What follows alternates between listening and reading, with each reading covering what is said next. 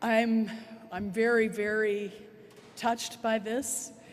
It feels kind of funny to be honored for who you are, and I'm a person with unipolar depression. Tonight, I'm sitting with Big Taz here, Big Daddy Taz. I've been wondering if bipolar means you have twice as much fun. I don't think so. It just happens faster, maybe, but it is a real honor. Je suis très honorée d'être ici ce soir et de faire votre connaissance. C'est un grand plaisir. I would like to thank a few people. My family, my mother is here tonight in the audience. Christina Lubbock, who I'm sure many of you know. I'd like to thank my father, who died just a little over 2 weeks ago, and was also a tremendous support. My friends, my colleagues, I was very, very lucky to work at the CBC and have this diagnosis and find that I had an incredibly understanding employer. And I would also really love deeply to thank the medical community, without whom I wouldn't be standing in front of you tonight, and also my husband, who stopped me on a number of occasions from going for a very long swim in the Pacific Ocean.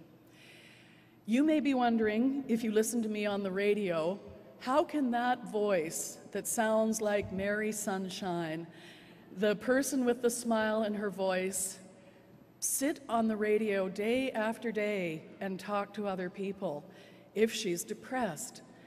And I can tell you how. Performing is a different part of the brain.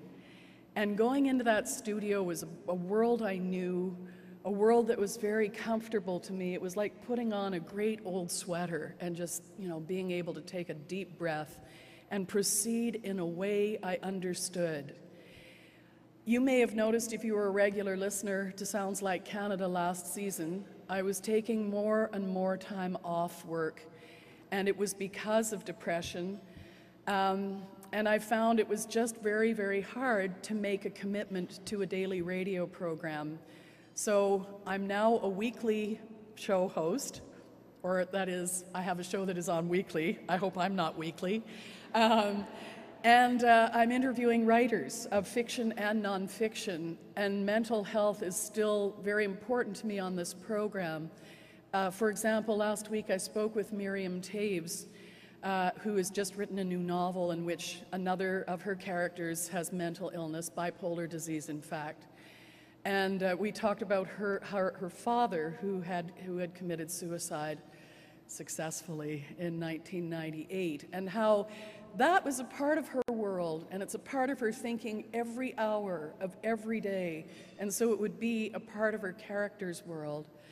I'll have the honor of speaking with Richard Remise in the next couple of weeks, and the kind of battle that he's been through, just through hell and back again, and the peace that he's found through his own community and the healing in the First Nations community. It's still going to be a prominent part of what I do. I have to say that tonight has been just a wonderful night, and I find that being in a crowd like this, you laugh your arse off, and you cry, and it's just a phenomenal bunch of people. Whether you suffer from a mental illness and are one of the resilient people that is able to make it here tonight, whether you're helping those of us who do, whether you're sponsoring, or whether you're doing research, whether you're counseling, whether you're trying to stop stigma, thank you very, very much from the bottom of my heart. Just as I leave, I just want to say that I learned very, very recently that the word compassion means to suffer with, or to suffer together.